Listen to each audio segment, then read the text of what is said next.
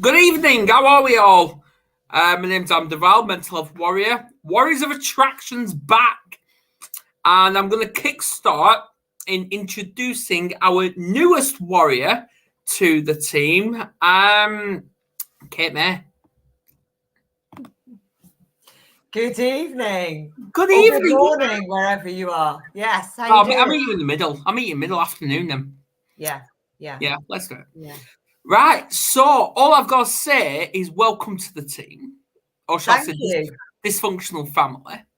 Yes, I have noticed. It's a pleasure to be here. Absolutely. How are you settling in so far?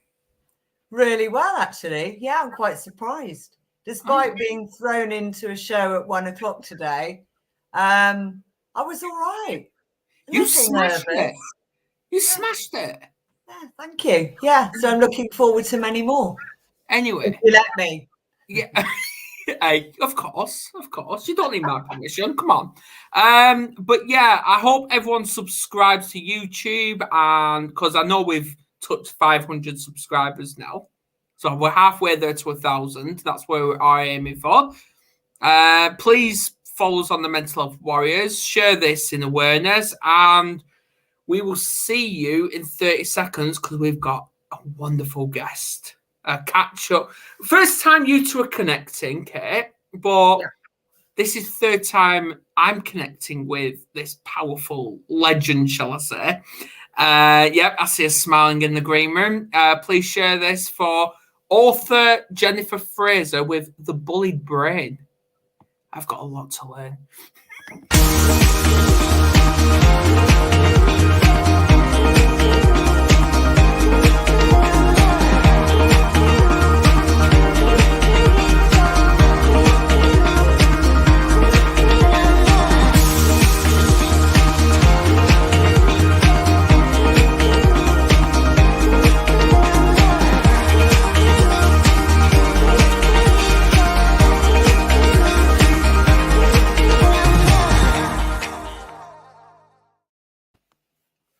Afternoon, Jenny. Good afternoon. Hey, I can say afternoon because that's exactly what it is with your time. How are you? I'm great. I'm so happy to be here. It's nice to meet Kate. Great to meet you too, Jennifer. Yeah. By the way, Kate, that painting behind Jenny, she painted that. Oh, right. No? Oh. No, I'm joking. No. I didn't paint this one either. No. It's a beautiful painting. No, well, this is my studio now. No, I'm not joking. Hey, we have to throw humour from time to time, don't we? But yeah, welcome back anyway. Thank you so much, Adam. It's great to chat with you as always. I know. The Mental Health Warriors was not born last time you were on. It was in its very early stages where you were sort of testing the waters and seeing if there was an audience and if people wanted to talk mental health. And obviously, you've created a wonderful platform. Thank you. Yeah, we've already got Canada tuning in. So welcome, Robert Brooker. Hope you're well. Right. Here we go. The Bullied Brain. Now, do we actually allow... Now, how do I say this?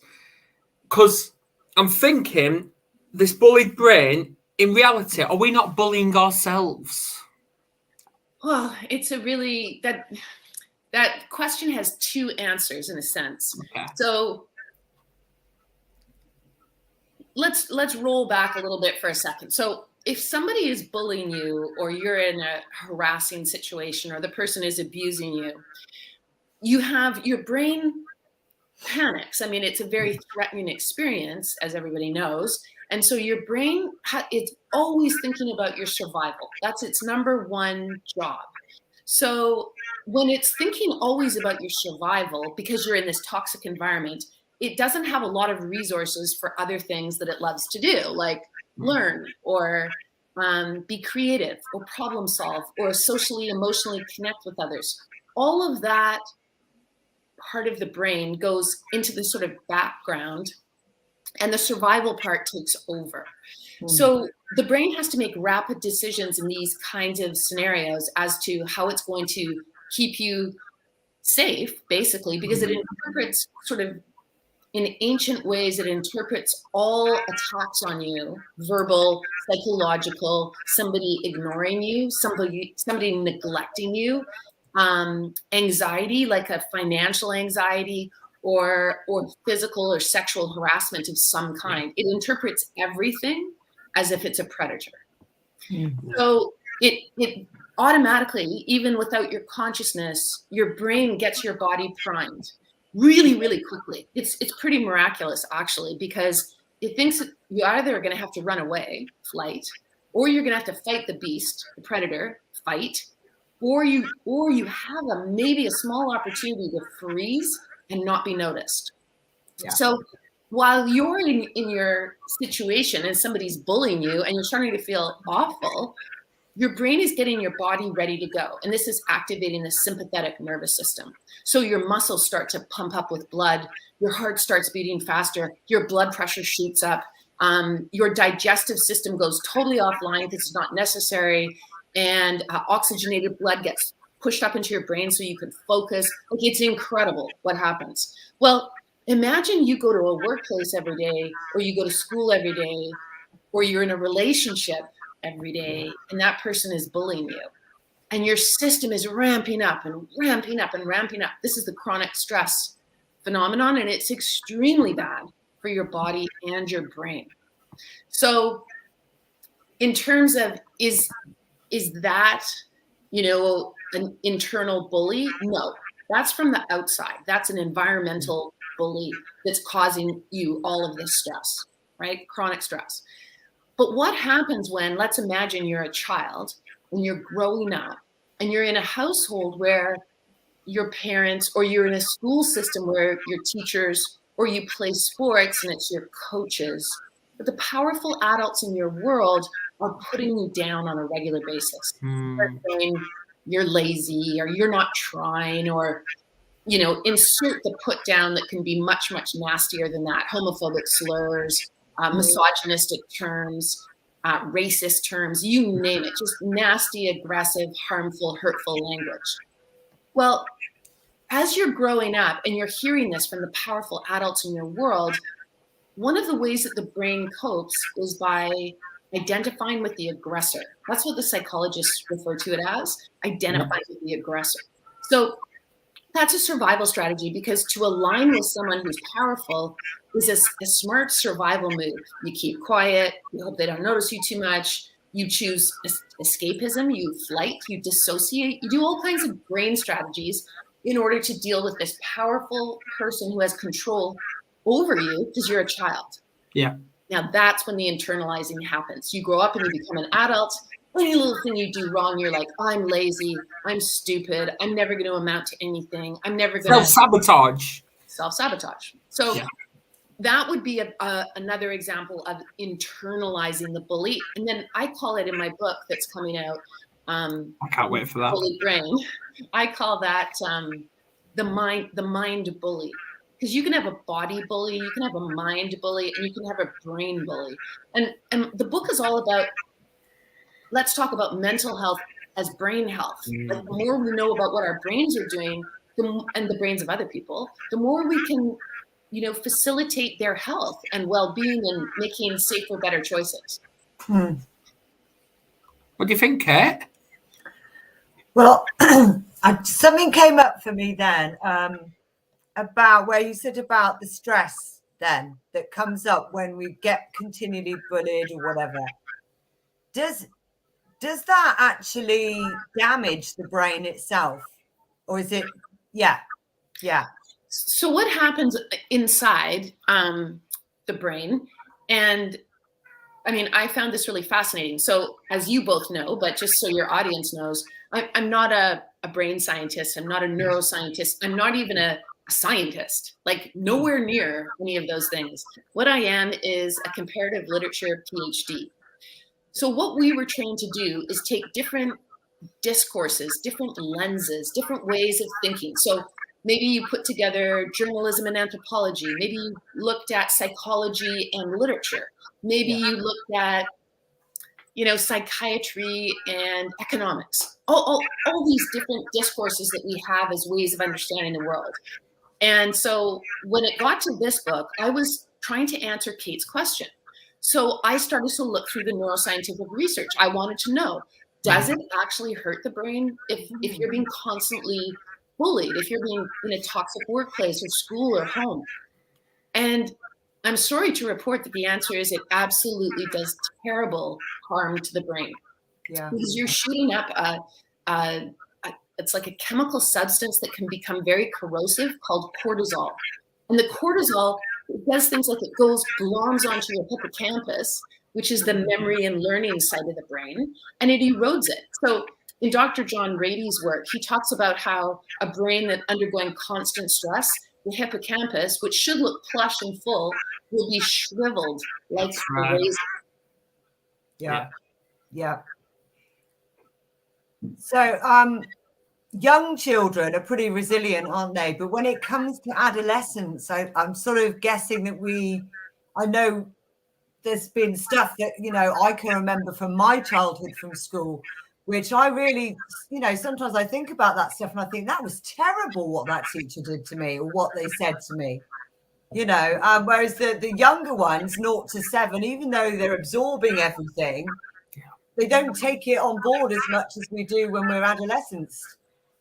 Yeah, that's an excellent point. What's interesting is the little ones, they respond to different things in different ways.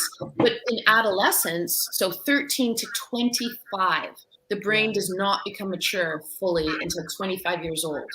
That brain, just as Kate has outlined, is extremely sensitive, in particular to humiliation or anything that harms social relationships, because it's a time of life when our brain has been designed by evolution to leave the family cave and go out and find another tribe and establish oneself and create status with another tribe, because your brain is driving you, of course, to procreate.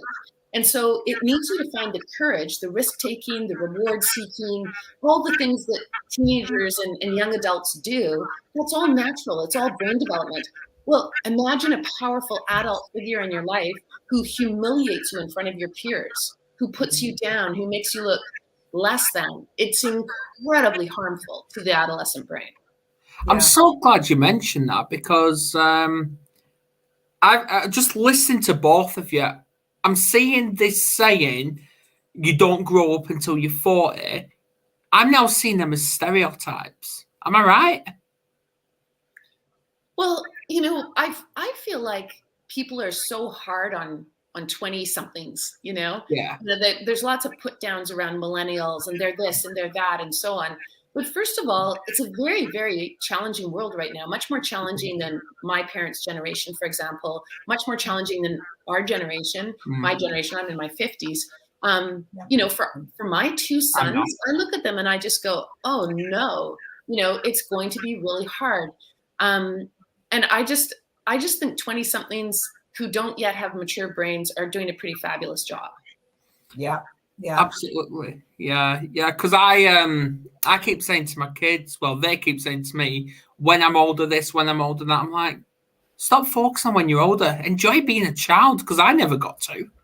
Yeah, I agree. Childhood is a really unique and amazing time. And I want to be a child again. Yeah. Well, you can always keep very beautiful childish qualities. Well, absolutely. That is one thing that you've got to do. I've got a grandchild, and then my childish qualities come out then, and that's just perfect. That really gives me great joy.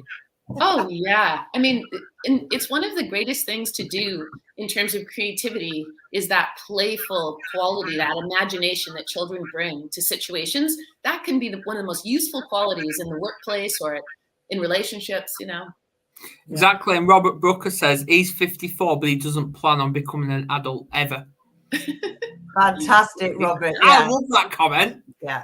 Well, see, as well listening to you now, I'm planning after my mental health level 3 course, which I'm currently doing. Do I go onto NLP or do I go into psychology? Now, I'm now trapped in between both. Do both. Do both. You're still young. You said you're not as old as we are. So, you know. I'm only 31. You know, I started training in what I do at 41. So I've been doing stuff for the last 10 years. So you're never too old, you're never too young. Yeah, I've been doing this for 3 years. And what is your training in, Kate? What is it that you work at? So I'm a coach and I work with NLP, IEMT, hypnosis, some holistic counseling thrown in and stuff. Yeah, so a bit of everything. Yeah. That sounds really fascinating. And that's what you're working on too, Adam, to get your certification. Absolutely. Yeah. Well, I've already got the self-harm and suicide prevention. That's level 3. I've got understanding children and young people's mental health. That's level 2. And I've got my mental health level 2, and now I'm currently doing level 3. That's great. Yeah. You got to keep going. Definitely. Yeah, well, I got the level 2 on my birthday, so a couple of years ago, and I thought, no, I didn't enjoy my birthday. I chose to celebrate that. Oh. Yeah. So I'm too old for birthdays anyway. Yeah. They're just another day. Yeah, they are. They are. Back, Jennifer, to the with the brain, when it gets, I know you said you're not a brain, expert or anything, but I'm just wondering, because the hippocampus gets damaged, then of course you're going to get illness in the rest of the body, aren't you, to a certain degree? Yeah. And once that hippocampus is damaged, it's irreversible, isn't it? Well, I'm glad you actually asked that question. So I need to clarify a little bit on the neuroscience first. So while I am not a neuroscientist, I've been reading the research for many years now because I had so many questions like you do, and I needed urgent answers. And I was feeling like the way bullying and abuse are treated in our society was very, very off. And so this is what the Bullied Brain became about. And Dr. Michael Merznek, who's one of the world's most awarded, most respected neuroscientists, he's called the father of neuroplasticity because his research is so incredibly foundational and innovative.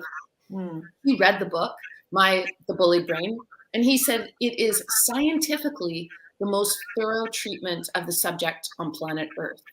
So everything that I'm saying today, I'm not a neuroscientist. I'm not a mental health professional. I can't diagnose anybody or write any prescriptions. I've just looked at the research, and I'm a trained researcher. So I took the neuroscience and I put it into the arena with bullying and abuse because I feel like we all need to know way more about our brains, and we're not taught about our brains. No. So here's the exciting answer, though, to your question. Well, there's 2 parts to the answer. Answer number 1 is one of the most important research studies took place in the late 1990s by 2 American doctors, Dr. Bullied and Dr. Anda.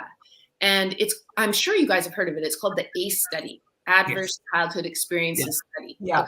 So if you read their research, what they discovered was there is a direct correlation between child abuse, all forms of child abuse, emotional, physical, sexual, emotional neglect, and physical neglect. And then that's the 5 abuse questions on the questionnaire. The other 5 were about things that happen in families, like a parent having a mental health challenge, substance abuse, jail time, domestic abuse, and divorce.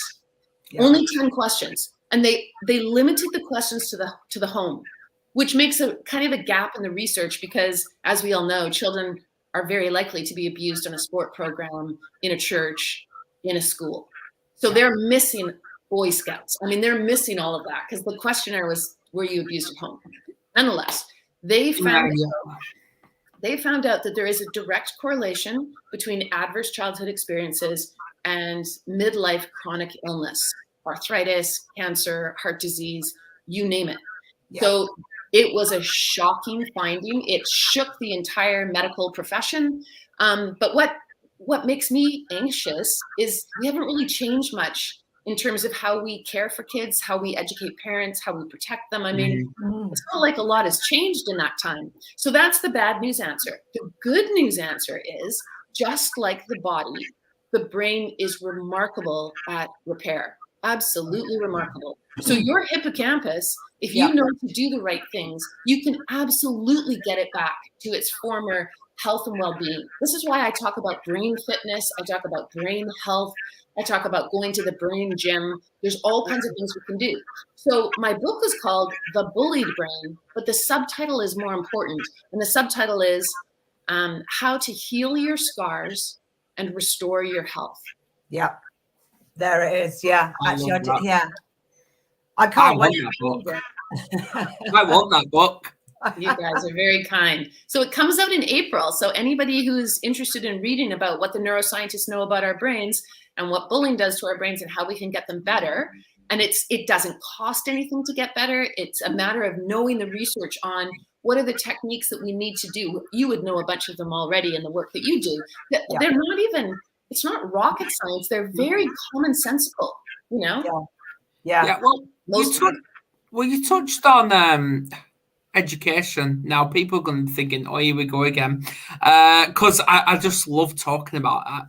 But I want to know, why do teachers find it so easy to pick on home life when the child's showing a bit of distress? You mean the teacher sort of points out something about the child's home life or like embarrasses them or something? I'm not sure what you mean. No, basically, like when a child is showing a bit of distress, discomfort, something like that, the teacher, so straight away, easy said, is something happening at home. Oh, they're quick enough to jump at that. Right. Yeah. I think, Kate, were you going to say something there? Why don't they say, has something upset you today in the classroom first? Yeah. Exactly. But yeah, carry on, Jennifer. Yeah. No, I think that teachers they're trying to be protective. They're trying to be caring. They're trying to, there was a movement in the US, I don't know if you heard about this, where the teacher would say to the child, what is it? Or the child would say, what I wish my teacher knew about me. And it became these really like gut-wrenching things. Like, I wish my teacher knew that I didn't have breakfast. I wish my teacher knew that my parents are fighting a lot right now. I wish like this kind of thing. So I think it made an impression on teachers where they want to protect, they want to know that the child is safe. But, it's very taboo. I mean, it's taboo to talk about child-on-child bullying. I cannot tell you how huge the taboo is on talking about teachers who bully. And it's a tiny percentage. Most teachers are so amazing. I've been a teacher for 20 years and my colleagues are amazing. But there are a very small number of teachers who are extremely abusive. And we're too scared to talk about it, Well, I do talk about it because in my son's very first school, I can't praise him. I just cannot, because my son, who was diagnosed with autism, and it was just autism at the time, he was bullied, he was pinned down, he was physically assaulted, he was literally terrorized, traumatized by the teachers in that school, all because they didn't understand his autism. Yeah, that's not good. No. Sometimes you can think about a teacher and how challenging that job is in terms of it's like being a parent, but you have 30 kids, and they're human and they make mistakes, and it's, they have to be really special people to manage all the different brains in the room. And there are teachers like that are amazing. Yeah, as I said before on the previous podcast, teachers are just as victim of the system that the kids are. They're just as victims. But we've got a comment off Robert.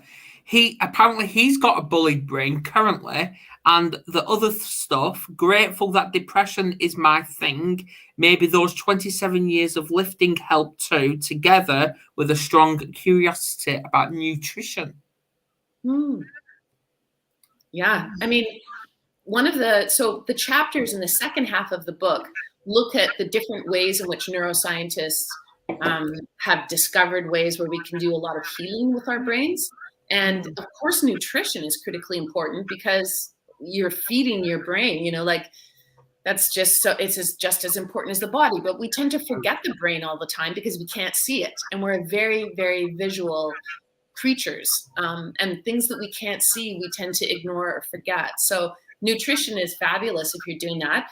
I think for the first time ever, exercise, so aerobic exercise, has been included in the diagnostic book for psychiatrists and psychologists. And it's seen, you know, it normally is a list of pharmaceuticals as treatment, but it now has physical aerobic exercise as one of the key treatments for depression. It's remarkable what the research shows in terms of how much it heals people. But one of the discoveries I made that I hadn't known about at all, I'd read about the mindfulness and the neuroscience of mindfulness. I read about physical exercise and how critically important it is. I read about, you know, sleep and nutrition and empathy. The one thing that I hadn't found before I wrote The Bullied Brain was brain exercises, very, very specific ones that you do that can do a lot of healing, like half an hour a day. So if you do have a bullied brain, one of the best things you can do is go to Brain HQ, as in headquarters, Brain HQ. So www.brainhq.com.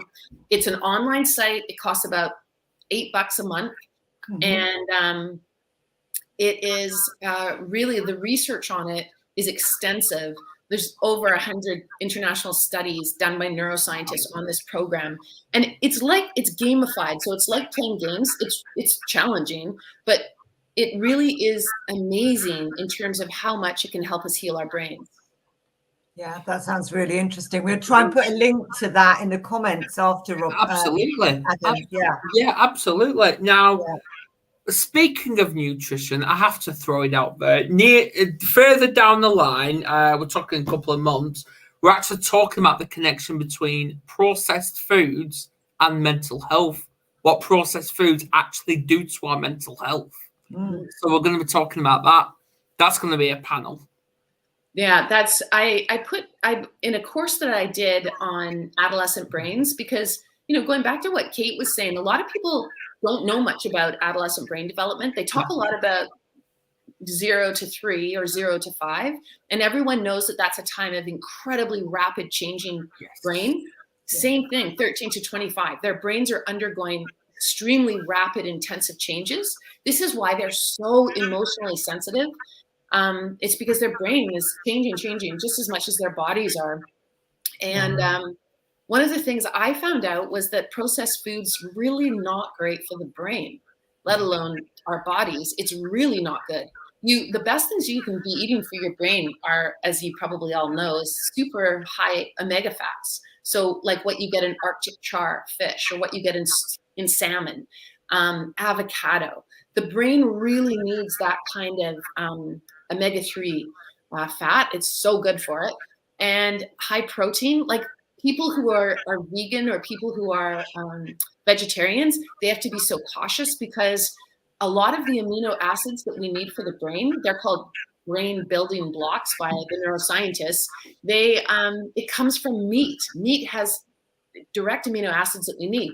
Now, the good news is you can also get that from beans and eggs and fish. And the one vegetable that has it, the exact amino acids that the brain needs, is quinoa. So there's just so many cool things like that to learn about the brain. Yeah, just making sure you introduce that stuff to your diet. Yeah, leave the burgers alone, and the Mackie D's and don't eat McDonald's. Don't eat McDonald's. No. But we do eat veg though. Sometimes. Well, the kids sometimes. Me all the time. I'm trying to get the kids to eat broccoli at the minute because that's good. It's good, but you know, kids. It seems to me, and I don't know anything about this really, but I think it's like their taste buds are different than adults' taste buds. Yes. They can only enjoy things at certain times in their life. And, you know, they might come to broccoli as a teenager, but they don't like it when they're 10. Like it's almost more about choosing a variety of foods where they like it. And they're not associating eating with it being a battle or a struggle or disappointing you or those kinds of things. Yeah. Yeah. Absolutely. Yeah. So I'm just excited to get this book in April now. I'm just like, yes. Oh, I'm there. I'm there. I'll be getting it. Yeah. Well, I really hope it's a helpful book, because it's a lot about my own personal crisis. Well, let's talk about that. Sorry? Let's talk about that. Like, what encouraged you to say, or inspired you to say, right, I want to go and write this book? Well, that's a great question. So what happened was, I was teaching in a private school. So a private school in Canada is what you guys call public school. So Yeah. It's an elite school. It's university prep school. It is a boarding school. So there's kids from all over the world were there. And I had worked there very happily. I loved the kids. I loved my colleagues and so on. And a student wrote to their mother, texted their mother. They were away on a trip with the school. They texted their mother and they said, I can't take it anymore. They're calling us, you know, sorry for the bad language. I won't actually say it. Just say it. They were calling them effing pathetic and effing embarrassments and effing pussies and effing retarded. And anyway, so when the mother picked up the phone and called me, and I was shocked. So I did all the things that you have to do. I reported to the headmaster. I reported to the board of the school. I said I would, if they didn't instantly address this situation, I was going to resign. And it became really fascinating, because this is when I started to get interested in bullying and abuse. Because what I learned, and I've been working on this now for, gosh, it's been, ever since this happened, it's been 10 years. I have dedicated all my academic energy and all my advocacy and all my learning into this subject. Because what I've learned is our society is two-sided. On the one hand, it says to kids, you know, be an upstander. Don't let bullying happen. Don't be a bully. It's really terrible. But we want you to just change that completely around when it's an adult doing the damaging behavior. If it's an adult, we don't want you to report. We're not going to believe you when you report. When you report, we're going to re-victimize you. In fact, we're going to make it much worse than the abuse if you dare to speak up. And, you know, it is this system that normalizes and enables abuse in our society, which then lends itself to very high levels of mental illness. We are a very mentally ill society. Well, we've got to start finding the courage to look at why that is. We have to look at why suicide is the second leading cause of death in our youth populations. For me, that is a staggering statistic. We have such mentally ill children that they kill themselves. And I am not going to stop working on this until I see that shift. So I think the answer to these things, very much like you, Adam, is education. I think the key is we've got to start having you creating this platform, like getting people together to talk and making it be okay to talk about mental health. Like, we can talk about having diabetes. Why can't we talk about having depression? You know, all that is a brain health issue, right? It's nothing to be ashamed of. It's just your brain is not coping. And then we have to ask questions about why that is and what can you do to get it better, rather than creating this sort of aura around it. Anyway, so at my son's school, what I watched happen was a full-on cover-up. Like, it was incredible. And it wasn't just the school administrators, it was the government agencies empowered with child protection. And when I came face to face with that, I was like, oh my God. They were trying to dismiss and deny and act like, you know, somehow it was my fault that I was making a big deal about this or whatever. So that's when I started looking at the research, because I'm the kind of person, like, I don't believe people, even if they're the leader of a country. If the leader of a country says X, Y, and Z, I need evidence. I'm not going to believe them because they're speaking from the pulpit of power. I just don't believe that as an academic. I want to see the facts. I want to see the evidence. I want proof. And then I might believe them. But I do not believe them in what they say just as a good, you know, you're powerful, so I believe you. So when I started doing the research, I found that there's two different worlds. There's the world of normalizing and enabling child abuse that also says all the time that we have zero tolerance for it. So totally hypocritical, absolute cognitive dissonance. On the flip side, the neuroscientific researchers, the psychiatrists, the mental health practitioners, the coaches like yourselves, all the people that study mental health and the brain, they say all forms of bullying and abuse, including verbal, psychological, and emotional neglect, are poison, absolute poison. They destroy people. So who are you going to believe? Do you believe the people with all the research, or do you believe the people that find it convenient to cover up child abuse because then they don't have to be held accountable? There you go. Yeah, I think that's absolutely right. I love it when people come on, because you're not the first to do this, Jenny. You're not, to come on this show and just rant and show passion about this thing. You're not. You're not the first, and you certainly won't be the last. No. I think it's okay to be really impassioned and ready to I mean, my problem is, and this will mean instant understanding to you, I'm a Fraser. So my ancestors do not sit down lightly and just get trampled all over. They are sword ready, kilt swinging, and ready to go. So the Fraser family, I mean, we're like, Simon Fraser is the background to my family. So, our motto is Je suis prêt, which means I am ready. And it doesn't mean I'm ready to make you a cup of coffee. It means I'm ready to fight. This is why our motto is #neverquit. Yeah, exactly.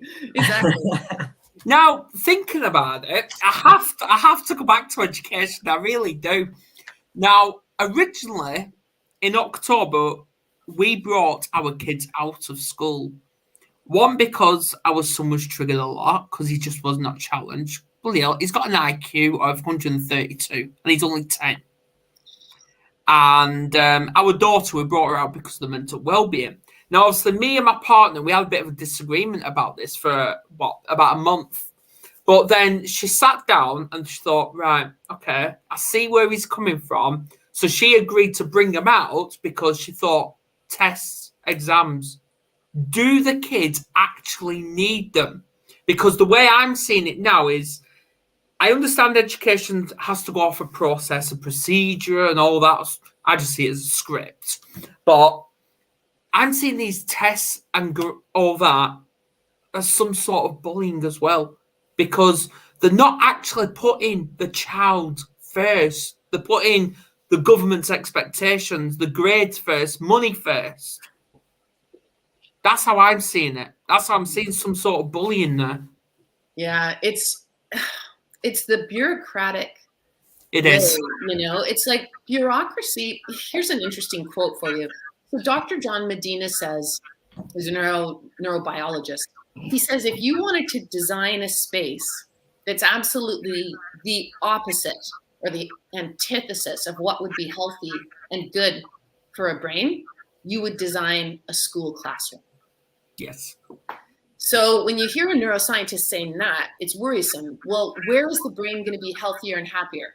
It's going to be healthier and happier if it's out in nature, if it's moving, if it's socially, emotionally engaged with others, if it gets to play, if it gets to problem solve, if it gets to learn things that make it curious and passionate and excited and want to learn more. But this is, and it's not, the system really, I agree with you, it needs to change. There's another key thing that I think we all should remember at all times, which is that every single brain is different. Everyone has a unique brain. It's as unique as your fingerprints.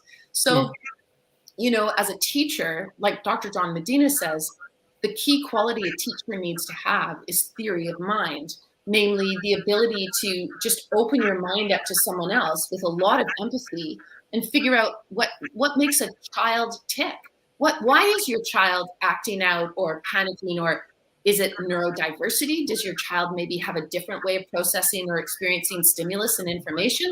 Let's try and find out why and be our best selves for every child with every diverse need. And it's a real challenge for teachers. And like you say, they're not getting the support they need or the structure. So what do you think, Kate? Should we build a school here? What, online or in your house? Not in my house. It's too small. No, I think all the things that Jennifer's just said about, getting out in nature and talking and being with other people. That's what our brains need, you know, more than getting in the classroom. I mean, I say to my clients, what are you doing with your day? Right. Oh, somebody's got anxiety and they're feeling depressed. Oh, I'm just sitting in, I'm watching Netflix. Oh, you know, I'm not really doing anything. I don't want to go anywhere. Right. Get yourself out in nature, get some exercise. What's your diet? Who have you got in your life? What are you learning? We know we need to get those neural pathways created and start getting that brain working again, and teaching you ways to live a good life, you know, because a lot of people have got no idea how to do all this stuff. They don't know that they should be doing it. And it's up to the rest of us to teach them how to do it. Exactly. That's Give them that exactly education. Yeah. Well, what I found out is when I dropped my daughter off this morning at school is there was a teacher there and she had about 10 kids, and they were doing yoga outside in the sun. I'm like, I'm going to say it bluntly, it's about fucking time. Yes. Brilliant. Yeah. Yeah. It is. It's true. Yoga is one of the things I love about the neuroscience is the more you read about it, the more you realize it just makes so much sense. And we've known for a long, long time. So Eastern cultures know and practice meditation and mindfulness and yoga and so on. Fabulous for the brain. Yeah. Human beings have been playing sports since the beginning of time. Oh, it's fabulous for the brain. The brain craves nature and the unpredictability of the natural world. You know, and it's just, I always feel sad when I see the young people out in nature and they're on their phones or they're listening to headphones. Yeah. And they're not interacting with this remarkable planet that we live on. And the brain is hungry for that. Yeah, I'm starting to encourage my kids now when they play out, stop putting your trainers on. Get your feet on the grass, connect to the universe. Yeah. And that's what I do. Well, that's Michael Merznek, he's just so utterly fabulous. You would actually love his book. It's called Soft Wired. And he talks about how our brains are not hardwired, which a lot of people think they are. They think of their brain like a computer, this kind of processing system. Well, it's absolutely not. The brain is the most natural, soft-wired, sensitive, complex, sophisticated beyond belief organ in the universe. It is remarkable, but it's natural. It's like a tree. If you want to look for an analogy for the brain, the one that neuroscientists use all the time is a tree, because it has dendrites or the neural branching that Kate was talking about, and it blossoms like it has. You know, it bursts into like blossoms during adolescence, and then we need to prune it because we want to get rid of the dead wood and strengthen the desired neural networks. And these are the words they use. You know, it's really fascinating to me. But always remembering that our brain is natural. Yeah. Part of nature. It is. You need to connect us with these people, Jenny. You really do. Well, we need to do the research, Adam. Hey, we're always doing research, aren't we? Yeah, we'll have to read up on all this stuff, I think. Yeah, well, my partner, she's got social anxiety, and my target this year was getting her outside. And you know what? She actually got the laptop and she was doing the college work. She actually went outside. I'm like, thank God. Yeah. No, exactly. Being outside and social interaction and mindfulness, you know, if she could even do 5 minutes. And, you know, some people who have anxiety, mindfulness is really hard for them because they get lots of negative thoughts come in and lots of anxious thoughts. But one of the things, there's an Australian neuroscientist named Dr. Stan Rodsky, and he gets abstract coloring books, and he puts out all the pens and bright colors and dark colors, whatever. And the person, instead of doing mindfulness, just thinking, like closing their eyes and thinking, and this is really good with kids that have been traumatized too, you get them to color. So they do all the deep breathing, they do all the be in the moment. As soon as you've got any thoughts, just let them go. All you're doing is coloring, and choose your colors, fill in the spaces, deep breathing, and be absolutely present with what you're doing right now. And the results on people that have anxiety, huge. Exactly. Oh, that's brilliant. Yeah, well, it all started with a famous artist. I think it was Leonardo da Vinci. his work all started with a scribble. And then look what abstract art he did. Mm. Yeah. And we've got Wendy McLean tuning in, Kate. I don't know if you know her, but she put anxiety and she put in brackets fear. And faith are the same as both are based on what we cannot see. Mm. Yeah. But it all goes down to that fear, though, doesn't it? Mm. Yeah, it's a very good point. One of the things that's interesting about the brain is it really struggles to make a distinction between the present, like what's right in front of you, and the past. And that makes a lot of sense. It's how we survive, right? So if you go up to the stove and you burn your hand, the brain never forgets that because its job is to keep you alive. So it wires in really negative, frightful, fearful, anxiety-producing things. But then it can get carried away so that every single time you walk into the kitchen, you feel a low level of fear.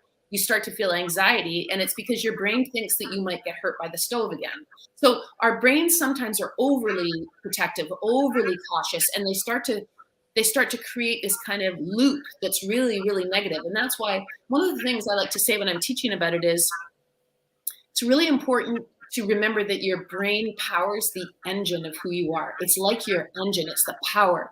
But you always have to put your mind in the driver's seat because it's your mind that is able to direct your brain, tell it that you're safe, tell it to calm down, do your mindful breathing. But you are also the person that says to the brain, yeah, we're in danger, take over, let's go, you're the engine, get me out of here, you know? But we have to manage that. It's the fight or flight mode, isn't it? Mm. Yeah. Yeah. So when people are actually in that fight or flight mode, and this could be for anything, how do we get, for people that don't understand, how do you get yourself out of that? That's that. Well, that's a challenging one. It's about practice. So you can imagine, you know, one of the things that I do in my work is I try to sidestep morality. So I don't say that people who are aggressive or who bully other people or who behave in that way, I try to avoid saying that they are a bully or they are an abuser or they are a batterer. Instead, I say an abusive individual because what's happened is they've gotten scripted that way. It's almost like the vast majority are coming from their own place of harm. So it's a cycle. So if you are a very abusive person, going back to the very start of our discussion, you may well have identified with the aggressor. And that's a safer place to be. To be aggressive is safer than to be the victim. And so this is why they act out these very aggressive behaviors. Well, you know, if they could help themselves, if they had really good self-regulation, they wouldn't do it. And they'd have much happier, healthier, more caring lives.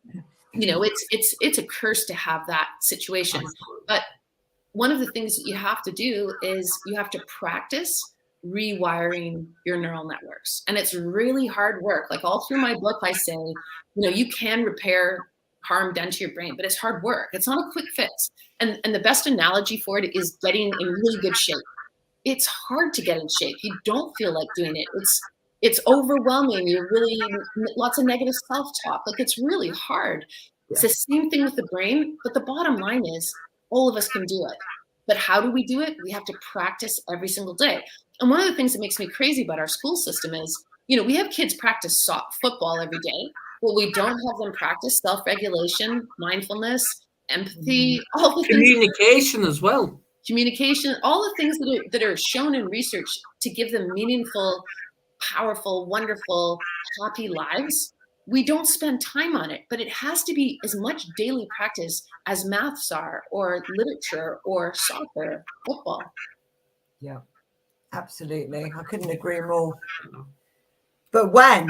This is the thing, isn't it? So I think what you can do as a parent is make sure you introduce that stuff from home and pass it on, pass that information on. And yeah, it would be nice. I mean, like Adam, you were saying that, you know, you saw a yoga class this morning. Yeah. That's fantastic. Yeah. I wish we could see that a lot more around schools. I know. You know, and then sitting there, you know, meditating and stuff. That would be fantastic. Yeah. But yeah, let's hope so for the future. Absolutely. I think school is moving in that direction. I really do. Yeah. Absolutely. Yeah. There's one person you really need to connect with, Jenny, and he's named Alan Stevens. Mm-hmm. Yeah, he lives in Newcastle, Australia. He's the founder of the Campfire Project. And what I'll do is I'll connect you with him. That'd be lovely. You will absolutely adore him. Yeah. And last time he was on, and all I need to do was just mention education, and I couldn't shut him up. That's good. I love people that are, just thinking outside the box, innovating. Why do we always have to do everything the same way just because we did it that way in the past? It's really, there's so much more we could do. One of the things that I look at in the book is how much we train our children to obey. And it's not a great quality. I'd rather train children to think, be a critical thinker, be a researcher, be a problem solver, be creative. School should not be about learning how to obey from the age of 4 until 18. I agree. Agreed. Yeah, absolutely. We must teach them how to think. Absolutely. Yeah. Right. So much covered today. Fantastic.